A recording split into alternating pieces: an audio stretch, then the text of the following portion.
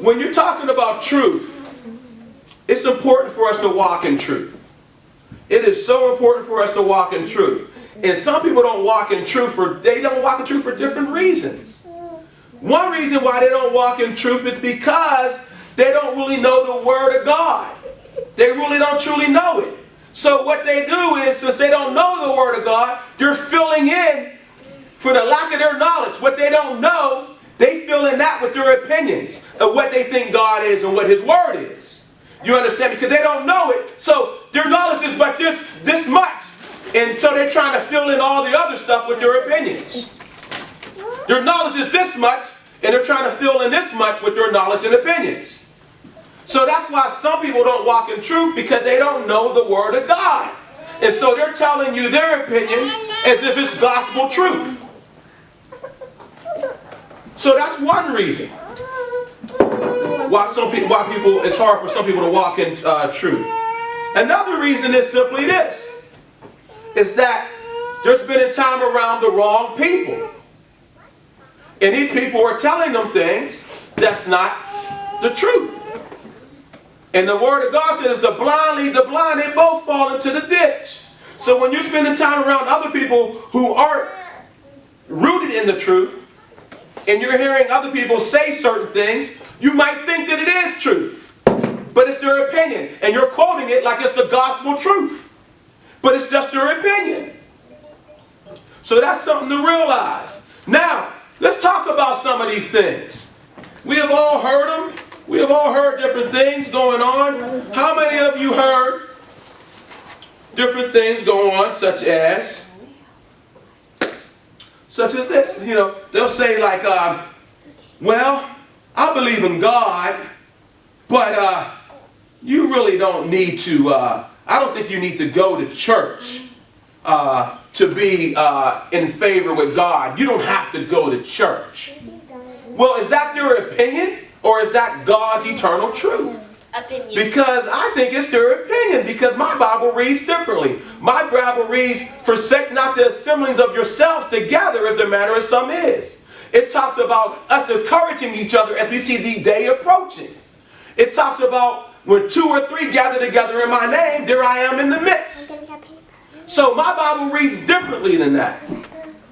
So when people say things, you got to say, well, where are they coming from? They're filling in their opinions. And that's a dangerous thing when you listen to people and they're always giving you their opinions. And they're not giving you the gospel truth.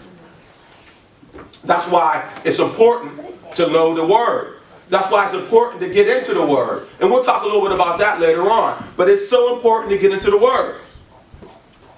Now, so that's one of the things that we hear. Well, I don't think you have to go to church.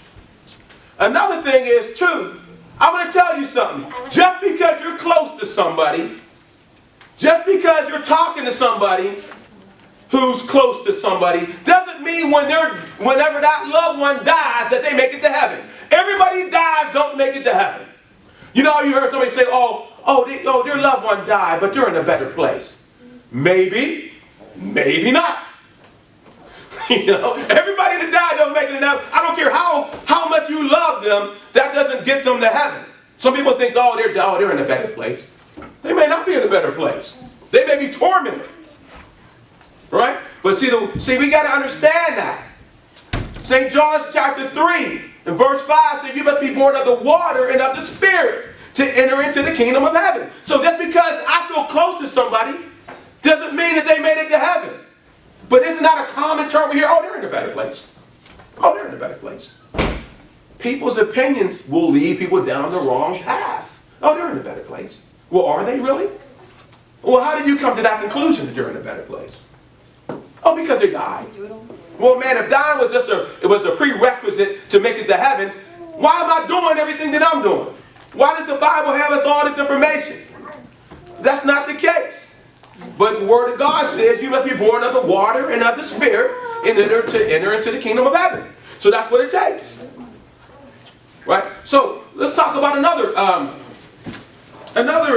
example too, to where they say, how many times, we talked about this last week a little bit, but we'll talk about it again this week.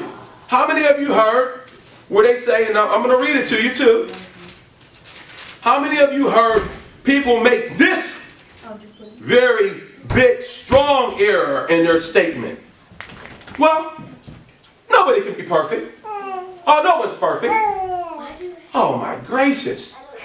And I'm talking about that from time to time because I want to get that out of your brain. Because that is a lie. So let's turn, I want you to follow in Matthew 5 in verse 48.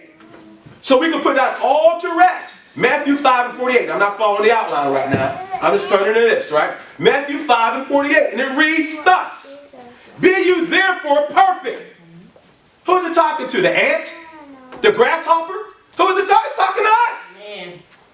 It's talking to us. It says, be ye therefore perfect, even as your Father, which is in heaven, is perfect. So let's just lay it to rest. Let's lay it to rest. So, but if we listen to people and all these opinions, oh, you don't have to go to church. Oh, you don't have to go there. Oh, man, they're in a better place right now. Oh, no one could be perfect. Where are you coming up with this nonsense? Where are you getting it from? Show me. That's why it's important to know the Word. That's why it's important to know the Word.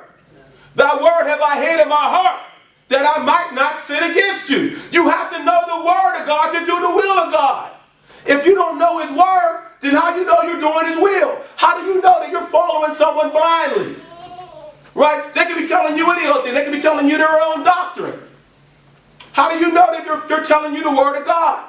If you never open up this book and read it. If you never come into church to hear it and follow along with it. That's why if you look up here, we have outlines. Check me. Check and balance me. My words are going to be contained in the words of God. Not going to be my words. My words is just another opinion. It's going to be in the Word of God. So now either you believe that or you don't. If you don't believe that, then I don't have anything to talk to you about, really. But if you're saying you're a believer, then we have to believe on the foundation of the Word. And we have to go on the Word. That's what we got. We don't have it. He didn't give us anything else. He didn't give us no other tools or anything to know Him by His Word. His Word. And then we can look for things that happen in our life according to what's going on in His Word. That's what we have. So now we are going to turn to the outline. Let's turn to Matthew 6 and 24. Now, see, we got to understand, this is going to be dealing with hypocrisy a little bit. This is going to be dealing with people who maybe, let's say this, somebody who might be trying to do one thing and trying to do another thing, right? Let's listen to this here. Matthew 6 and 24.